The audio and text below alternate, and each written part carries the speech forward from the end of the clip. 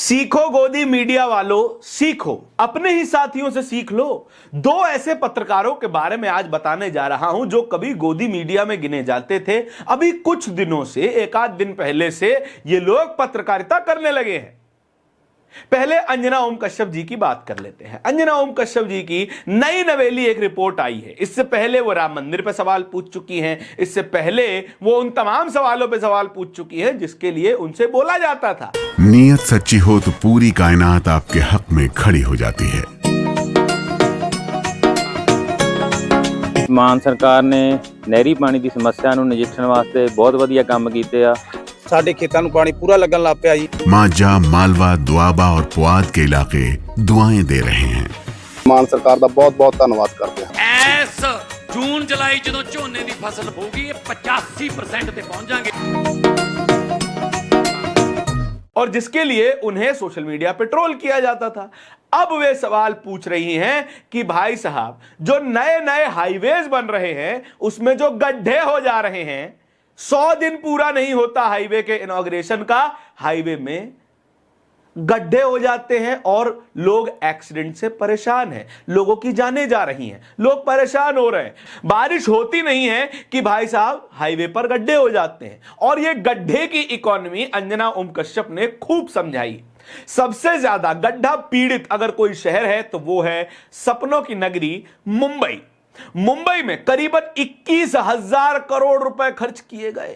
21,000 करोड़ रुपए केवल और केवल गड्ढे भरने के लिए। इतने में तो कई सारे हाईवेज बन सकते थे, इतने में तो कई अस्पताल, कई यूनिवर्सिटीज, कई बेहतरीन भवन बन सकते थे, लेकिन केवल गड्ढे भरने में यह पैसा खर्च हुआ। और साल 2022 तक का डेटा ये अंजना जी ने बताया है। उसके अगले ही साल 105 करोड़ रुपए और खर्च हुए गड्ढे भरने में। अमेजिंग! यह होता है देश में विकास। सभी के घर में रोजगार आता रहे, सभी को गड्ढे भरने में लगाए रखिए। अंजना जी ने यूरोप के एक इकोनॉमिस्ट का एग्जाम्पल देते हुए कहा कि यूरोप में एक विचारक ने कहा था कि अगर रिसेशन आ जाए और लोगों के पास काम ना हो तो सरकार लोगों को हायर करके गड्ढे खोदने और भरने का काम दे सकती है। लेकिन ऐसा ही कुछ भारत में सालों से चल रहा है। दिल्ली का एग्जाम्पल देती हैं। दिल्ली के एग्जाम्पल में साल 2021-22 का डेटा बताते हुए अंजना ओम कश्यप कहती हैं कि गड्ढे भरने के लिए 815 करोड़ रुपए का खर्चा हुआ। उसके अगले ही साल 1,000 करोड़ का खर्चा और हुआ गड्ढे भरने में। बहुत बढ़िया नहीं है यह बात कि आप गड्ढों को भरने ही मत दीजिए। ऐसे भरिए कि ऊपर ऊपर से तो लगे एकदम चकाचक सड़क हो गई है, गड्ढा भर दिया गया है, लेकिन जब अगली बारिश होगी दोबारा गड्ढा प्रकट हो जाएगा। देखिए, हम कहीं गए ही नहीं थे, क्या सोचे थे नहीं लौटेंगे। जब तक पब्लिक के पैसे में आग नहीं लगाएंगे रुकेंगे नहीं।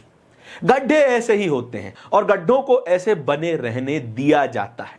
क्यों? क्योंकि गड्ढों को वापस भरने के लिए भी तो पैसा चाहिए। अब सोचिए, अगर सरकार ने पैसा दिया, कॉन्ट्रैक्टर ने सड़क बना दी, सड़क अगर 10, 20, 50 साल चल गई तो बेचारे कॉन्ट्रैक्टर का घर कैसे चलेगा?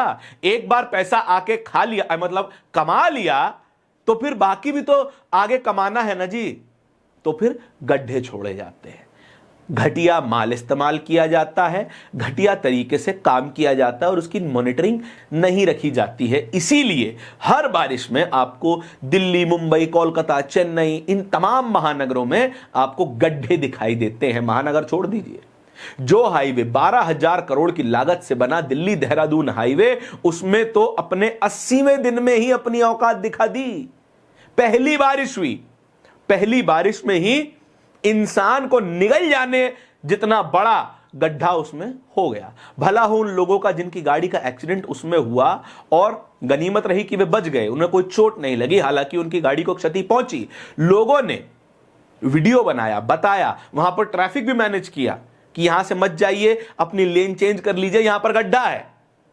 अगर ये लोग ना होते तो शायद ये खबर भी बाहर नहीं आती, चाहे कितने कितनों दिनों बीत जाते और कितनी ही गाड़ियां ऐसी क्षतिग्रस्त हो जाती। ऐसे ही टाइम्स नाउ नव भारत के एक और पत्रकार हैं, नाम है सुमित अवस्थी, वरिष्ठ पत्रकार हैं, कई चैनलों में काम कर चुके हैं। टाइम्स नाउ नव भारत से पहले एनडीटीवी में हुआ करते थे और अब जब टाइम्स नाउ में काम कर रहे हैं, टाइम्स नाउ में होते हुए भी वे बता रहे हैं कि भाजपा सरकार में, मध्य प्रदेश की भाजपा सरकार में, मोहन यादव की सरकार में एक ऐसा अस्पताल बना जो कि केवल कागजों पे है और उसका हकीकत में कोई अस्तित्व है ही नहीं। इस अस्पताल में डॉक्टर भी पोस्टेड है, नर्स भी पोस्टेड है, वार्ड बॉय भी पोस्टेड है, खर्चा चल रहा है, ट्रांसफर पोस्टिंग चल रही है और सरकारी भाषा में अस्पताल सुचारू रूप से चल रहा है।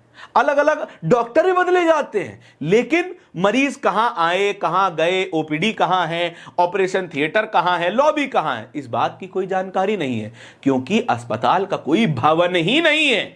भवनहीन अस्पताल जिसमें doctor, nurse, compounder, ward boy सब हैं, सबका वेतन भी जा रहा है, लेकिन अस्पताल कहां है किसी को कुछ पता ही नहीं है। मोहन यादव की सरकार में पहला अदृश्य अस्पताल चल रहा है जो केवल और केवल कागज में दिखाई देता है, असलियत में दिखाई नहीं देता है।